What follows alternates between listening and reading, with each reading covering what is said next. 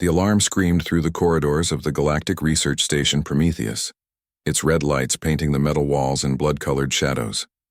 Commander Zexhai of the Valdarian Empire pressed his four-fingered hand against the cold surface of the observation deck window, watching the chaos unfold in the laboratory below.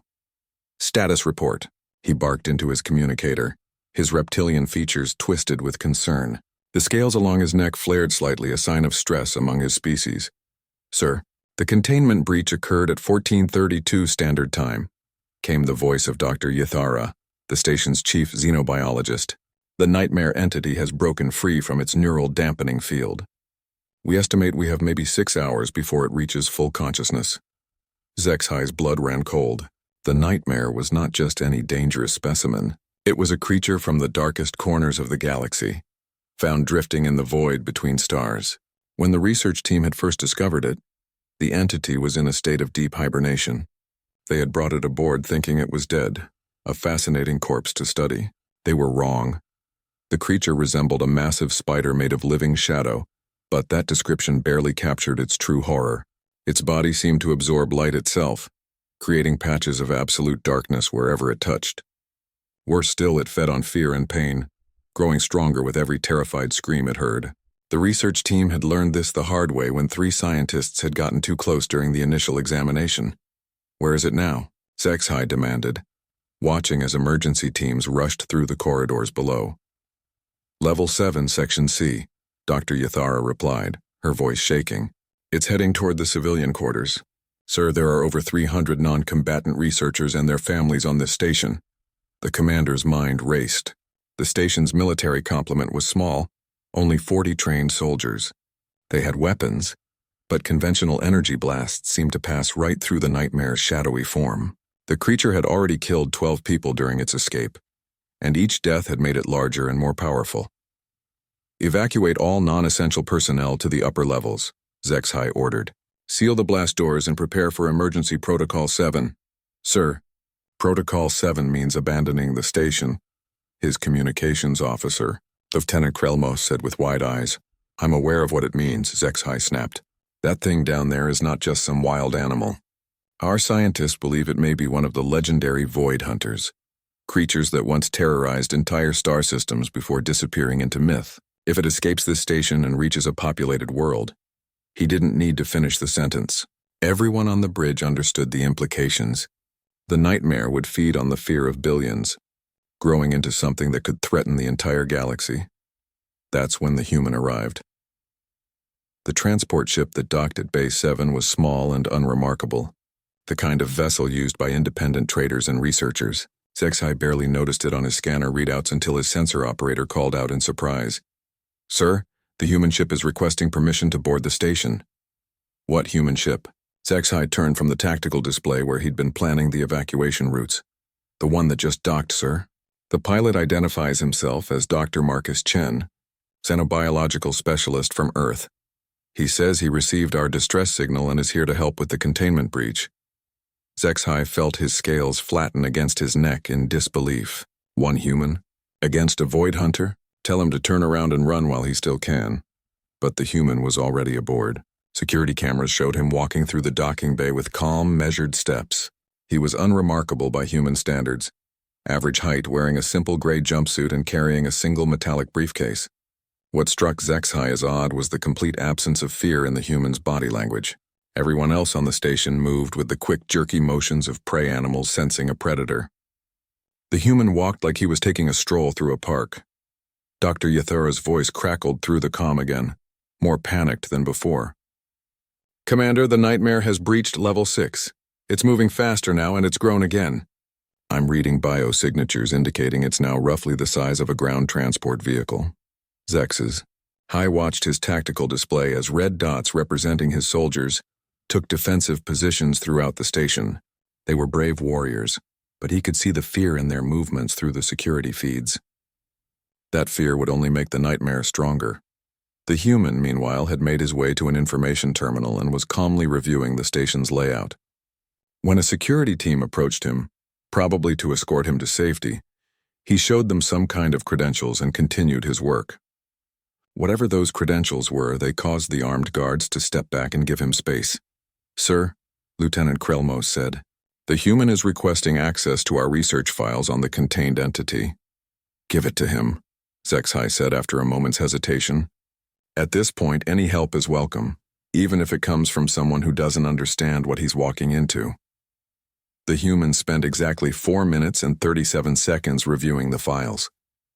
Zexhai timed it because he was watching in fascination as Dr. Chen's expression never changed from mild professional interest. When he finished reading, he picked up his briefcase and began walking toward the elevator that would take him down toward the nightmare's location. Stop him, Zexhai ordered. But when security moved to intercept the human, Dr. Chen simply held up a small device and spoke into it. Whatever he said caused the security team to freeze and then step aside. The human entered the elevator and began his descent toward level 7. What did he tell them? Zexhai demanded. According to their report, sir, he said he had authorization under Galactic Accord 77 Alpha to take point on xenobiological emergencies involving Class X entities. Zexhai's blood turned to ice. Galactic Accord 77 Alpha was a classified protocol he'd only heard whispered about in military briefings. It supposedly gave certain individuals unlimited authority during encounters with entities that posed extinction-level threats to galactic civilization. He'd always assumed it was just a rumor. The elevator carrying the human continued its descent toward the nightmare, while Zexhai watched in growing amazement and dread. Was this human really planning to face a void hunter alone? The readings from level 7 showed the creature was now the size of a small building, its shadow form pulsing with malevolent energy as it fed on the terror of everyone who knew it existed. Whatever the human was planning, Zexhai realized he was about to witness something unprecedented in galactic history. Dr. Marcus Chen stepped out of the elevator onto level 7, and the temperature immediately dropped by 10 degrees. The air itself seemed thick and oppressive, as if something was actively draining the life from it. Emergency lighting cast eerie shadows down the corridor, but even those shadows seemed wrong somehow, moving independently of their sources. He could hear it before he could see it. The nightmare's presence was announced by a sound like wind through a graveyard, punctuated by the occasional scrape of something massive moving against metal. But underneath those sounds was something worse, a low, rhythmic pulsing that seemed to resonate directly with the fear centers of any brain that heard it. Chen opened his briefcase and removed what looked like a simple handheld scanner, though anyone with expertise in xenobiology would have recognized the subtle differences that marked it as something far more advanced than standard equipment. He began taking readings as he walked calmly down the corridor toward the source of the sounds. Fascinating, he murmured to himself, making notes on a small tablet. Biopsychic resonance fields are even stronger than the report suggested. Neural pathway disruption at approximately 47% efficiency. Remarkable adaptation for a void-born entity. From the observation deck high above, Commander Zexhai watched through security cameras in complete bewilderment. The human was not just unafraid. He seemed genuinely interested in the creature that had terrorized his entire station. More disturbing still, the readings from the nightmare's location were changing. The creature's energy signature, which had been growing stronger by the hour, had suddenly stabilized. Dr. Yithara, Zexhai called into his communicator. Are you seeing these readings? Yes, sir. I don't understand it. The nightmare's growth pattern has completely stopped. It's as if something is preventing it from feeding on ambient fear. Chen rounded a corner and came face to face with his quarry. The nightmare filled the entire corridor, its shadow form writhing and shifting as it sensed his approach. Tendrils of living darkness reached toward him, and where they touched the walls, the metal began to corrode and decay. The creature's multiple eyes, each one a point of hungry red light in the darkness, fixed on the human with unmistakable malevolent intelligence. But instead of running or screaming, Chen did something completely unexpected. He sat down on the floor, crossed his legs, and opened his briefcase properly for the first time. The briefcase contained equipment that would have made the greatest scientific minds in the galaxy weep with envy. Devices that hummed with barely contained energy, scanners that could analyze matter at the subatomic level, and most prominently, a small silver sphere that began to glow with soft blue light as soon as Chen activated it. "Hello there," Chen said to the nightmare in the same tone someone might use to greet a neighbor's pet. "I know you're hungry, and I know you're confused. Being awakened in an unfamiliar place must be quite disorienting." The creature's response was immediate and violent. Tendrils of shadow lashed out toward Chen with enough force to shatter steel, but they stopped mere inches from his body, unable to penetrate some kind of invisible barrier surrounding him. The nightmare's shriek of frustration shook the entire station. "Yes, I know that's annoying," Chen continued conversationally, adjusting something on the silver sphere. "But we need to talk before you do anything else. You see, I think there's been a terrible misunderstanding." From the bridge, Zexai watched in stunned silence as the human began unpacking what appeared to be a picnic lunch from his briefcase. Chen unwrapped a sandwich and began eating it, while the most dangerous creature known to galactic civilization raged helplessly around him. "What is he doing?" Dr. Yathara's voice came through the comm, barely controlled panic evident in her tone. "I have no idea," Zexai admitted. "But whatever it is, the creature can't touch him." Chen finished his sandwich and wiped his hands on a napkin before addressing the nightmare again. "I've been studying your species for quite some time now. Did you know you're only the third void hunter I've ever encountered? The first two were much older than you and, frankly, much better at communication." The creature's movement slowed slightly, as if it was actually listening to him. "The problem, I think, is that everyone keeps calling you a nightmare and treating you like some sort of mindless monster. But you're not mindless at all, are you?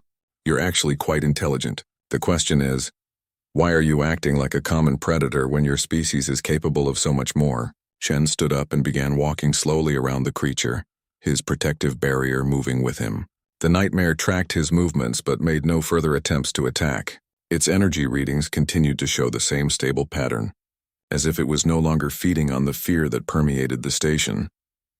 "Let me tell you what I think happened," Chen continued, pulling out a small holographic projector. Images began to appear in the air around them, star charts, biological diagrams, and what looked like historical records. "Your hibernation pod was damaged probably centuries ago. You've been drifting in space unconscious and slowly starving. When these researchers found you and brought you aboard their station, you woke up in a panic." The hologram showed a representation of the nightmare species in what was clearly their natural environment. Vast cities floating in the void between stars, powered by energies that existed only in the deepest parts of space. The creatures shown were still shadow-like, but they moved with purpose and intelligence rather than animal hunger. "You're not a monster," Chen said gently. "You're lost. Your people, the true void hunters, were explorers and builders. They created wonders among the dark nebulae that most species can't even imagine.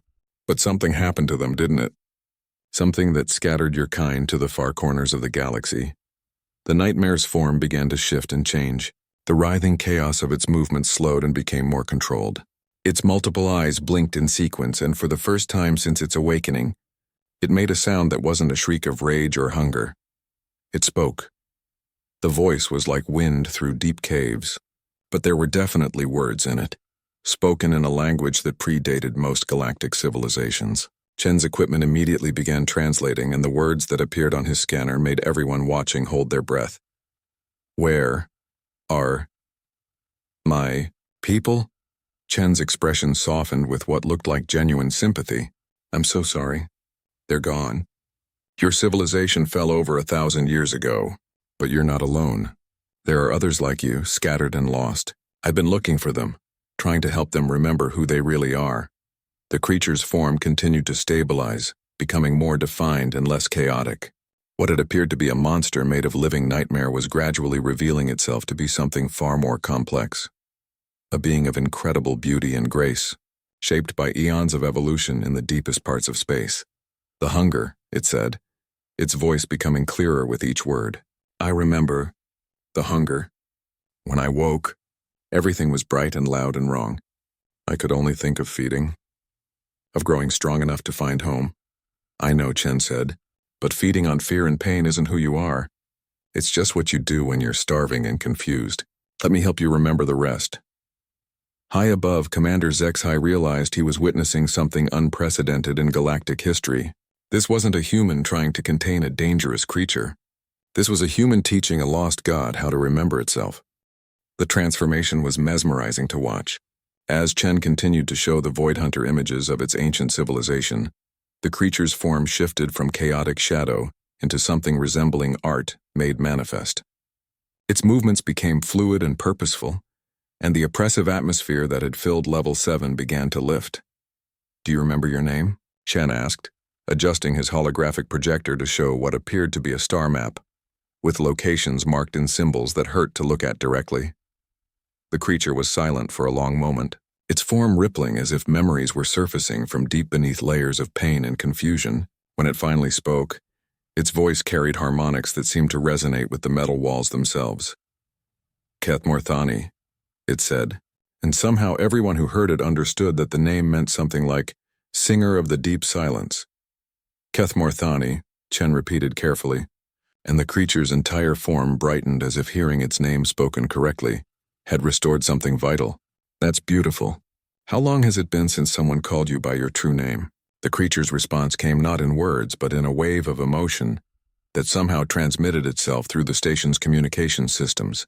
Every person aboard felt it, a profound loneliness that stretched across centuries, the ache of waking up in a universe where everything familiar had turned to dust. Commander Zexai found himself blinking back tears he didn't understand, while throughout the station, his crew members stopped their frantic preparations and stood in silent sympathy for this ancient being's loss. Chen seemed unaffected by the emotional broadcast, but his expression grew more compassionate. "You've been alone for so long. No wonder you forgot yourself. But isolation does terrible things to any intelligent species, doesn't it?" He gestured to his equipment and new images appeared in the holographic display. These showed other creatures similar to Kethmorthani, but each one was different in crucial ways. Some had adapted to life among asteroid fields, their forms crystalline and sharp. Others had learned to survive in the energy storms near galactic cores, their bodies crackling with barely contained lightning. "I've found 17 of your people over the past decade," Chen explained. "Every one of them was like you when I first encountered them, lost, hungry, confused, and dangerous. The galaxy knows them as monsters with names like the Devourer of Worlds and the Storm That Walks. But those aren't their real names, are they?" Kethmorthani's form shifted again, this time with what looked like excitement. Others like me? They live?" "They do more than live," Chen said with a smile. "They thrive. Once they remember who they are, once they reconnect with their true nature, they become something wonderful again. Would you like to see?" The hologram changed once more, and this time it showed scenes that made the station's crew gasp in wonder. Cities built in the coronas of stars, inhabited by beings of living energy, gardens growing in the heart of nebulae, tended by creatures that looked like they were made of crystallized starlight, and floating through it all, beings like Kethmorthani. But these ones moved with purpose and joy rather than hunger and rage. "This is what your people have built," Chen said. "New homes, new purposes, new ways of being that honor both what you were and what you've become. You don't have to be alone anymore." Kethmorthani reached out with one graceful tendril and touched the holographic display, its form shimmering with emotions too complex for most species to understand. "Beautiful," it whispered. "So beautiful, but I killed. When I woke, I was so hungry, so angry. I killed the small ones who found me." Chen's expression grew serious. "Yes, you did. And those deaths matter. The people you killed had families, dreams, purposes of their own. Nothing can undo that harm." The creature's form darkened with what looked like shame. "Then I am still a monster, still a nightmare." "No," Chen said firmly. "You're someone who did monstrous things while you were lost and in pain. There's a difference. The question now is what you choose to do with the awareness of what you've done." He activated another device from his briefcase, and suddenly the air filled with voices, messages from the other recovered void hunters, speaking in their ancient language about redemption, purpose, and the weight of their past actions. Vathilandara made amends by becoming a guardian of a refugee fleet, Chen translated as one voice spoke. For 200 years now, she has protected ships full of displaced peoples, guiding them to new homes. She says the lives she saves don't erase the lives she took, but they honor those deaths by ensuring others won't suffer the same fate. Another voice spoke, and Chen continued translating. Morgothvol chose to become a healer, using abilities that once caused pain to instead ease suffering across 17 star systems. He works with diseases that no conventional medicine can touch. Kethmorthani listened to each voice with growing wonder. They found purpose. They found peace. They found themselves, Chen corrected. The same thing I'm offering you. Not forgiveness, that's not mine to give, and it's not something you can earn through good deeds. But the chance to be who you really are, instead of who pain and isolation made you become. From the observation deck, Commander Zexhai watched in amazement as the readings from Level 7 continued to normalize. The energy signatures that had screamed dangerous entity were transforming into something that resembled the background radiation of deep space. Vast, ancient but fundamentally peaceful. Dr. Yathara, he called into his communicator. Are you recording all of this? Every second, sir, came the reply. This is the most significant xenobiological contact in galactic history. The implications are, I can't even begin to process them. Chen was now showing Kethmorthani star charts marked with the locations of the other recovered Void Hunters. They're waiting for you, he said. All of them. They meet once every galactic cycle at a place called the Singing Garden, a nebula they've learned to shape with their abilities. You would be welcome there. But first, the creature said slowly, I must face what I have done here. The small ones I killed, their podmates and nest sharers must hate me. They must fear me. Chen nodded. Many of them do. And that's natural. Fear and anger are appropriate responses to loss and threat. But some of them might surprise you with their capacity for understanding, especially once they see what you've become. He gestured toward the security cameras that were undoubtedly watching their conversation. Commander Zexhai, I know you're listening. Would you be willing to come down here? I think it's time for a proper introduction. High above, Zexhai's scales flattened against his neck in shock. The idea of being in the same room as the creature that had terrorized his station was terrifying. But looking at the readings, seeing the way the entity's energy signature had completely stabilized, he realized that his fear was based on what the creature had been, not what it was becoming. Sir, Lieutenant Krelmo said quietly, the bio readings show no hostile intent. Whatever the human has done, he's fundamentally changed the situation. Zexhai took a deep breath and made a decision that would change the course of galactic history. I'm going down there. The elevator ride down to Level 7 was the longest of Commander Zexhai's military career. He was accompanied by Dr. Yathara and two of his most trusted security officers, but their presence did little to calm his nerves. Every rational part of his mind screamed that he was making a terrible mistake, walking directly toward a creature that had killed 12 of his people just hours earlier. But the readings on his scanner told a different story. Where before there had been chaotic energy patterns that hurt to look at, now there were harmonics that reminded him of deep space music, the kind of naturally occurring resonances that explorers sometimes found in gas giants and nebulae. When the elevator doors opened, Zexhai stepped into a Level 7 that looked nothing like the nightmare realm it had been earlier. The oppressive darkness was gone, replaced by what could only be described as gentle twilight. The walls, which had been corroding under the creature's influence, now seemed to shimmer with an inner light. Chen stood in the center of the corridor, completely relaxed, while beside him loomed a being that defied easy description. Kethmorthani had settled into a form that was clearly alien but no longer frightening.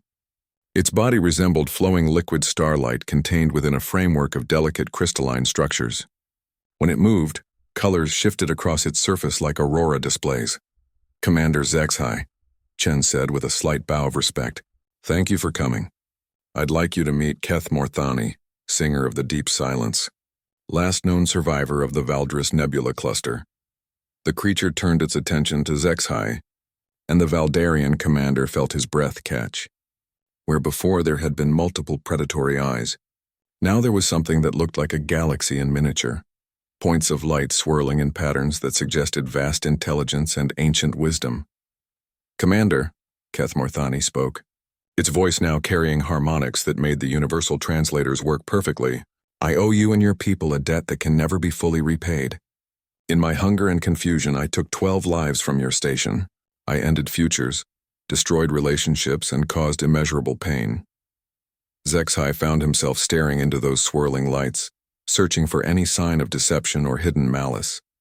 What he found instead was something he'd never expected to see in a creature of such power: genuine remorse. The deaths, they weren't intentional? He asked carefully. They were intentional in the moment, Kethmorthani replied with brutal honesty. I was hungry, and they were sources of the energy I needed to survive. But I was not myself. I had forgotten what it meant to be more than hunger. Dr. Yathara stepped forward, her scientific curiosity overriding her fear. The energy you were feeding on, it wasn't just fear, was it? Our readings showed something more complex. Chen nodded approvingly at the question. Excellent observation, Doctor. Kethmorthani's people don't actually feed on fear itself. They feed on neural energy, the bioelectric activity of conscious minds. Fear happens to be one of the states that produces the most intense neural activity, which is why a starving void hunter instinctively triggers fear responses. But there are other ways to generate that energy, Kethmorthani added, its form shifting to show what looked like musical notation made of light. Joy, wonder, the pleasure of solving complex problems, the satisfaction of creation. All of these produce the neural patterns my people need to survive. Which explains why your civilization was so advanced, Chen said. Instead of terrorizing other species for sustenance, you learned to cultivate positive experiences. Your cities weren't just homes. They were massive instruments designed to create beauty and wonder, generating the energy you needed while enriching the lives of everyone who visited them. Zexai's mind reeled at the implications. Your people? They weren't predators at all. No more than your people are predators for eating plants, Kethmorthani confirmed. We simply needed a different kind of sustenance. But when I woke here, alone and afraid, I had forgotten the alternatives. I reverted to the most primitive survival instincts. Chen activated his holographic projector again, this time showing images of what appeared to be celebration scenes from various worlds. The other recovered void hunters have learned new ways to sustain themselves. Some work with artists and musicians, helping to create experiences so profound they generate more than enough neural energy.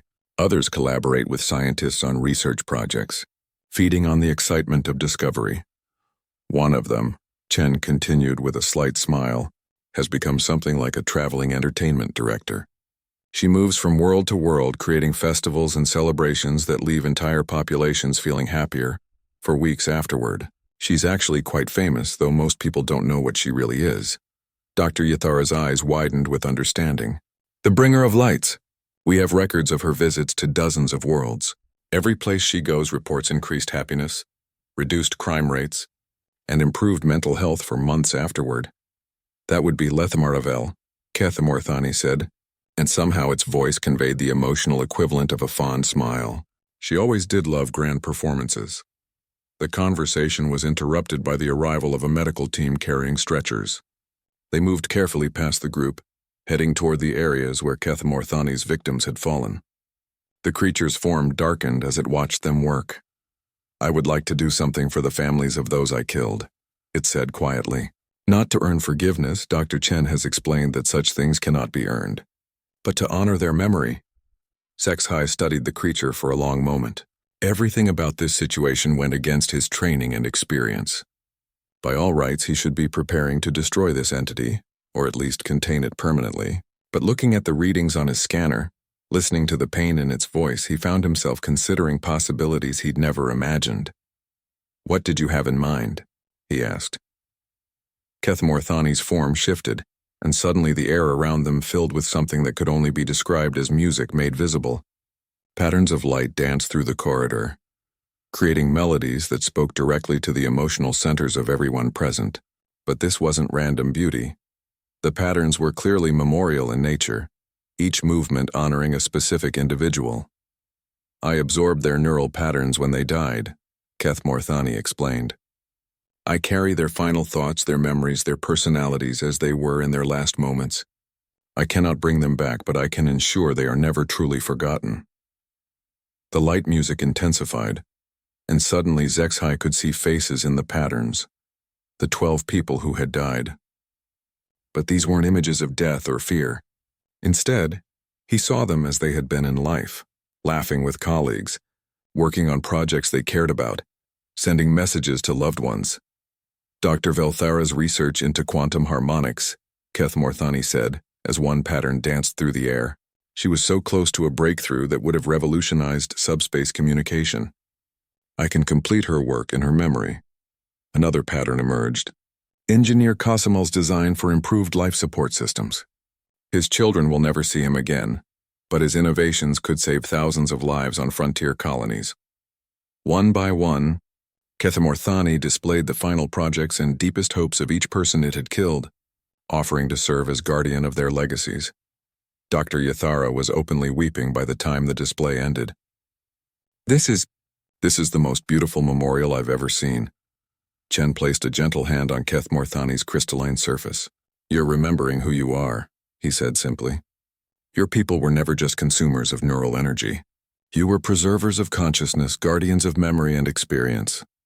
Yes, Kethamorthani replied, its voice growing stronger. I remember now. We were the librarians of the void, the keepers of stories that would otherwise be lost. When other species died out, we preserved what they had been.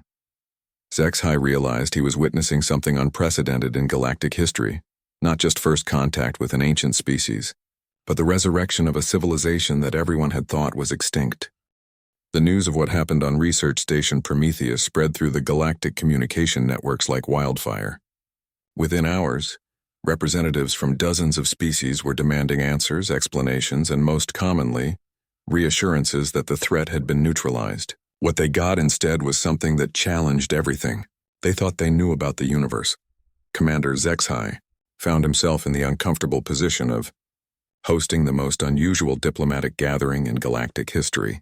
The station's main conference room had been hastily converted to accommodate beings who communicated through everything from pheromone clouds to electromagnetic pulses. And at the center of it all, Kethamorthani hung suspended in a specially designed containment field, not to restrain it, but to provide the null gravity environment it preferred. Let me understand this correctly, Ambassador Trilek of the Hegemony Council said, her insectoid features showing barely controlled agitation. You're telling us that the creature responsible for 12 deaths is now your guest? That's correct, Zexhai replied, his military bearing helping him project more confidence than he felt.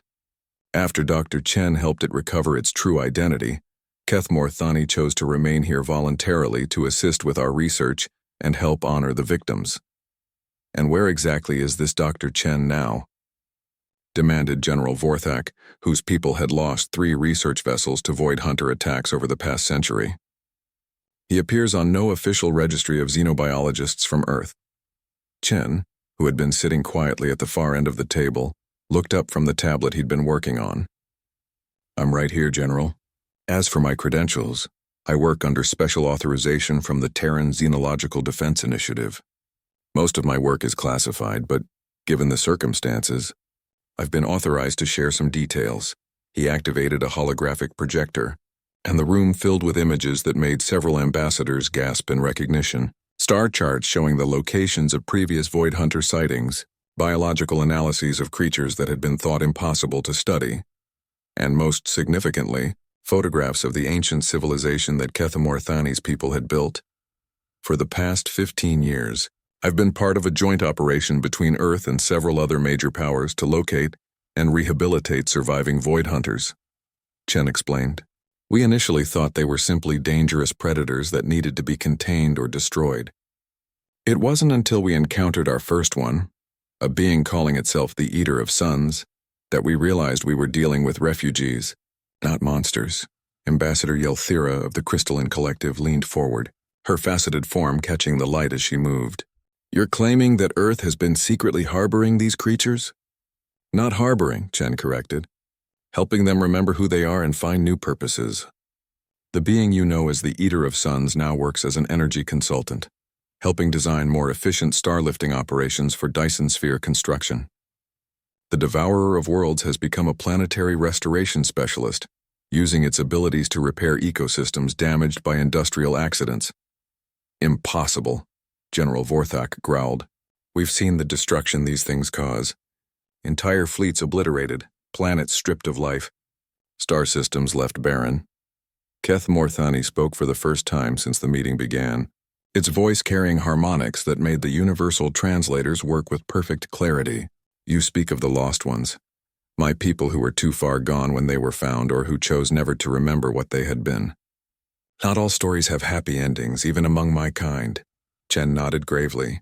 We've encountered 7 Void Hunters that couldn't be reached. Their isolation had lasted too long. Their trauma was too severe, or they simply chose to remain as they were, In those cases, we worked with local authorities to either contain them safely or, when that wasn't possible, to end their suffering. 3 of those, he continued, his voice heavy with regret, were put down by joint task forces after they refused all attempts at communication.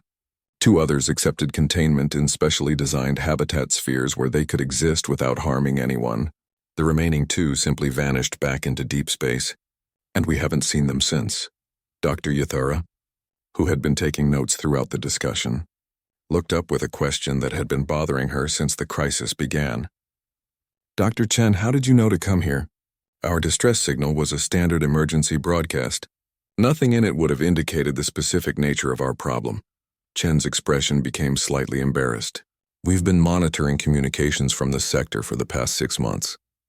When your research team reported finding what they described as a crystalline entity in deep hibernation, we flagged it as a possible void hunter. I was already en route when your distress signal went out. You knew, Commander HFY said with dawning realization. You knew what would happen when we woke it up. I suspected, Chen admitted. But I also hoped we might be able to prevent the worst-case scenario. Unfortunately, I was delayed by engine trouble and arrived too late to prevent the initial incident. Ambassador Trilek's mandibles clicked together in agitation. You're telling us that Earth has been conducting a secret operation involving some of the most dangerous entities in the galaxy, and you never thought to inform the Galactic Council? With respect, Ambassador, Chen replied. The last time someone brought a recovered void hunter to the attention of galactic authorities, they were immediately classified as weapons of mass destruction and targeted for elimination. We've found that it's better to establish successful rehabilitation before revealing our methods. Keth Morthani's form shifted, and suddenly the room filled with holographic images showing the results of Chen's work. Cities of living crystal growing in the hearts of nebulae, artificial gardens that spanned light years, and most impressive of all, vast structures that look like musical instruments made of condensed starlight.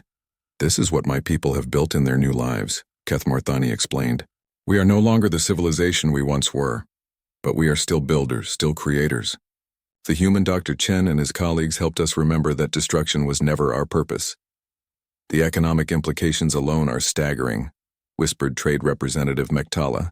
If these beings can manipulate matter and energy at the scale these images suggest, they could revolutionize manufacturing, construction, even terraforming. That's not the point, Chen said firmly.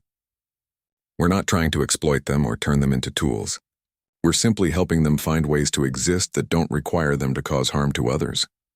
General Vorthak studied the holographic displays with the calculating gaze of a military strategist. And what guarantee do we have that they won't revert to their destructive behavior? What's to stop this one from deciding it's hungry again and consuming everyone on the station? It was Dr. Yathara who answered, holding up her scanner with readings that had been stable for hours now. General, I've been monitoring Keth Morthani's energy pattern since Dr. Chen arrived. There's been no fluctuation, no sign of the predatory instincts we observed earlier. Whatever process Dr. Chen used, it appears to have created a permanent change in the creature's behavior patterns. Not a change, Keth Morthani corrected gently. A restoration. I am now who I always was beneath the hunger and pain. The question you should be asking is not whether I will revert, but whether you can accept that what you thought you knew about my people was based on encounters with beings who had forgotten themselves. Chen stood up and walked to the holographic display, gesturing to images of the recovered void hunters in their new roles. Ladies and gentlemen, we're not just talking about a few surviving members of an extinct species. We're talking about beings whose natural abilities could help solve some of the galaxy's most pressing problems: climate restoration, energy crises, deep space exploration. All of these become manageable with their help. But only if we can move past the fear and prejudice that comes from our first, traumatic encounters with them, he added, looking directly at General Vorthak. The room fell silent as the assembled representatives considered the implications of everything they'd heard. Finally, Ambassador Trilek spoke up again. Assuming we accept your explanation, Dr. Chen, what exactly are you proposing? That we simply ignore centuries of documented attacks by these creatures and welcome them into galactic society? Chen smiled, and for the first time since the crisis began, it was a genuinely hopeful expression. I'm proposing that we give them the chance to prove they're more than the monsters their pain made them appear to be. 1 year later, the Singing Garden Nebula hosted the most extraordinary gathering in galactic history. Representatives from over 200 species had traveled to witness what was being called the Restoration Ceremony, the formal recognition of the Void Hunters as a recovered civilization and their acceptance as full members of the galactic community. Commander HFY, now promoted to Admiral and Director of the Interspecies Contact Division, stood on the observation deck of the flagship Harmony and watched in wonder as the nebula itself seemed to dance with joy. The 17 recovered Void Hunters had spent months preparing the space around them, turning gas clouds into works of art that told the story of their people's fall and rebirth. It's hard to believe it's only been a year, Dr. Yathara said, joining him at the viewport. She now held the title of Chief Xenobiological Advisor to the Galactic Council, a position created specifically to oversee continued contact with recovered Void Hunters. A year since I thought we were all going to die, HFY agreed. Now look at this. The nebula around them pulsed with patterns of light that conveyed emotions directly to any mind capable of perceiving them. Joy, hope, redemption, and above all gratitude flowed through the cosmic display. But underneath it all was something else, a sense of purpose that spoke to the Void Hunters' determination to build something better than what they'd lost. Admiral, his communications officer, reported. Dr. Chen is requesting permission to begin the final phase of the ceremony. HFY nodded.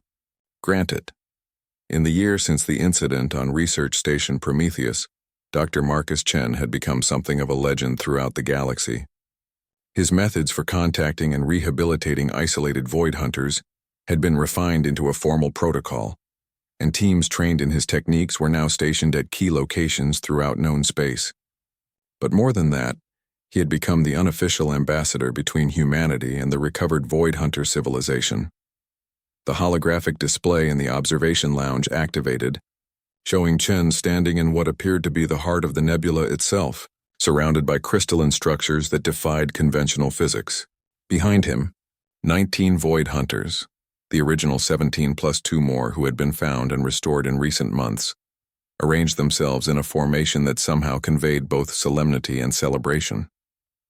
Friends, colleagues, fellow travelers in the great journey of consciousness, Chen began, his voice carrying clearly through the quantum communication system. We gather today not to mourn what was lost, but to celebrate what has been found. Kethamorthani moved forward in the formation, its form now more stable and defined than it had been during those chaotic first days. Over the past year, it had become something like the unofficial leader of the recovered Void Hunters, helping to guide newly found members through their own restoration processes. When I awoke on Research Station Prometheus, Kethamorthani said, I was nothing more than hunger and pain given form. I had forgotten my name, my purpose, my people's true nature. I thought I was a monster because that was all I could remember being. The nebula around them shifted colors, showing images of the ancient Void Hunter civilization in its glory days, then its fall into scattered isolation, and finally the slow process of individual recovery and restoration. But Dr. Chen and his colleagues helped me understand something crucial, that what we are is not defined by our worst moments, but by what we choose to become when given the chance to remember ourselves. Around the assembled fleet, representatives from species that had once lived in terror of Void Hunter attacks watched as those same beings demonstrated abilities that had already begun to revolutionize galactic civilization. Faster-than-light communications that used quantum entanglement effects, generated by Void Hunter consciousness manipulation, terraforming projects that completed in months rather than centuries, medical treatments that worked by enhancing the neural activity of healing tissues. Ambassador Sarah Chen, now holding the position of Director of Xenological Affairs for the Terran government, stepped forward in the ceremonial space. On behalf of humanity and the Terran Colonial Alliance, I formally welcome the Void Hunter Collective as the galaxy's newest member civilization. One by one, representatives from other major powers echoed the sentiment. Even General Vorthak, whose people had suffered heavily from early Void Hunter encounters, spoke words of acceptance and hope for the future. But it was Dr. Yathara who provided what would become the most quoted moment of the ceremony. Speaking not as a government representative but as a scientist who had witnessed the transformation firsthand, She said, "What we have learned this year is that intelligence and consciousness are the galaxy's most precious resources. The Void Hunters remind us that even when those resources seem lost forever, they can be recovered, restored, and redirected toward creation rather than destruction." As the formal ceremonies concluded, Zexai found himself reflecting on how dramatically his understanding of the universe had changed. A year ago, he had believed that some threats were simply too dangerous to coexist with. Now he understood that the most dangerous things were often just the most misunderstood. The final act of the ceremony was purely symbolic, but deeply moving. Each of the recovered Void Hunters created a small construct of crystallized light, a miniature star that would burn for exactly 1 galactic year before fading away. These memorial lights honored the people who had died during the dark years when Void Hunters were nothing but hungry shadows in the void. Kethmorthani's light was particularly bright, containing the memories and final thoughts of the 12 people who had died on Research Station Prometheus. As it joined the constellation of memorial stars forming around the nebula, its creator spoke one final time. "We cannot undo the harm we caused when we were lost," it said. "But we can ensure that our future actions honor those we failed to protect. We are no longer the Void Hunters of legend and nightmare. We are the consciousness gardeners, tenders of minds and memories, builders of wonders that celebrate the beauty of awareness itself." The ceremony concluded with something unprecedented in galactic history, a song performed by 19 Void Hunters working in perfect harmony, their combined voices creating melodies that resonated through subspace and touched the minds of every conscious being within a dozen star systems.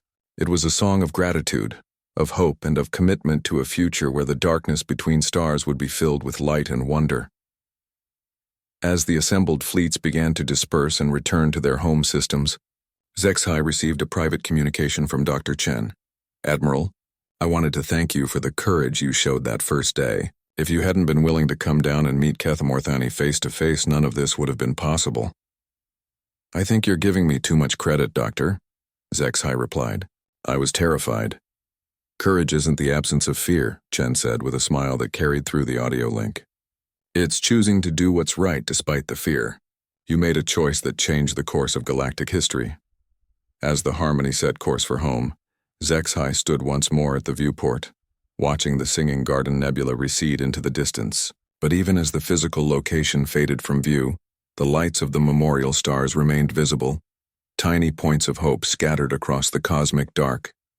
The galaxy was a different place now. Where once there had been monsters in the void, there were now gardeners of consciousness, beings whose very existence proved that redemption was always possible for those willing to remember who they truly were. And at the heart of it all was a simple truth that humanity had helped the galaxy understand, that even the most dangerous things could become beautiful when approached with courage, compassion, and the willingness to see beyond fear to the truth underneath. In the years that followed, the story of Kethmorthani and Research Station Prometheus would become legend throughout the galaxy. Children of a dozen species would grow up hearing about the human who talked to monsters and helped them remember they were angels. Scientists would study the neural energy conversion technology that made sustainable Void Hunter civilization possible. Diplomats would point to the restoration ceremony as proof that even the most impossible conflicts could be resolved through understanding and patience. But for those who had been there at the beginning, the real lesson was simpler and more profound.